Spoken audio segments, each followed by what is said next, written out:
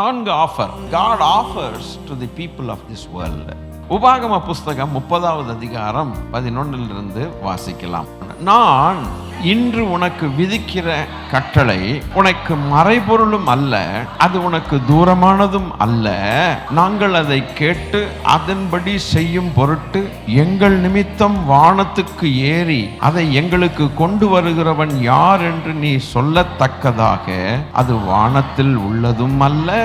நாங்கள் அதை கேட்டு அதன்படி செய்யும் பொருட்டு எங்கள் நிமித்தம் சமுத்திரத்தை கடந்து அதை கொண்டு வருகிறவன் யார் என்று நீ சொல்லத்தக்கதாக அது சமுத்திரத்துக்கு அப்புறத்தில் உள்ளதும் அல்ல. நீ அந்த வார்த்தையின் படியே செய்யும் பொருட்டு அது உனக்கு மிகவும் சமீபமாய் உன் வாயிலும் உன் இருதயத்திலும் இருக்கிறது. இதோ என்னையா அப்படின்னு கேட்டா, ஜீவனையும் நன்மையும் மரணத்தையும் தீமையும் இன்று உனக்கு முன்னே வைத்தேன். இதுல 2 ஆஃபர்.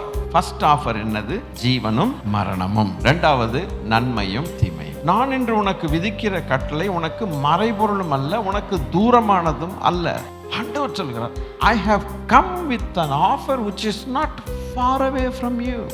நாங்கள் அதை கேட்டு அதன்படி செய்யும் பொருட்டு எங்கள் வானத்துக்கு ஏறி இப்ப நீங்க வானத்துல வச்சிருந்தீங்கன்னா அது எவன்டா ஏறி போய் கொண்டு வருவான் நமக்குன்னு கேட்கறது நியாயம். நான் வானத்துல நான் வச்சுட்டேன்னா கட்டாயம் மனுஷன் கேட்பான். என்ன கேட்பான்? அங்க அவ்வளவு தூரம் வச்சுட்டு எவையா போயிட்டு வர முடியும்னு கேட்பான். அது அவரே கேட்டுக்கிறாரு, அவரே அதை பதில சொல்லிக்கிறார். அப்பனா எவ்வளவு இறங்கி வர்ற தெய்வங்கிறத நீங்க கொஞ்சம் யோசிச்சு பார்க்கணும். Your salvation is reachable to you.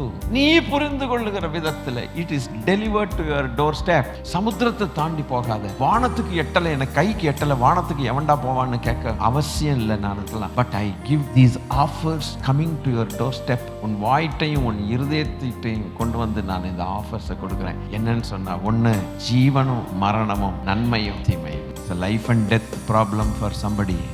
Gospel is the same gospel that brings both life as well as death. Life for a person who believes, at the same time judgment and death for the person who will not believe that. Pavul சொன்னார், நாங்கள் ரட்சிக்கப்படுகிறவர்களுக்குள்ளே ஜீவ வாசனையாகவும் கெட்டு போகிறவர்களுக்குள்ளே மரண வாசனையாகவும் இருக்கிறோம். இயேசுவை ஏற்றுக்கொள்ள வேண்டுமா வேண்டாமா அது உங்களுடைய தீர்மானம். அதை இலவசமாகத்தான் செய்கிறார். ஒரு மனுஷன் இன்னொரு மனுஷனை மதம் மாற்றினால் அவனை கேட்கலாம். தேவன் ஒரு மனுஷனுடைய உள்ளத்தை மாற்றினால் எப்படி கேட்பார்? You cannot ask. அந்த வேலையை அவர்தான் செய்கிறார். அதை முதல்ல புரிந்து கொள்ள வேண்டும், மனுஷன் அல்ல.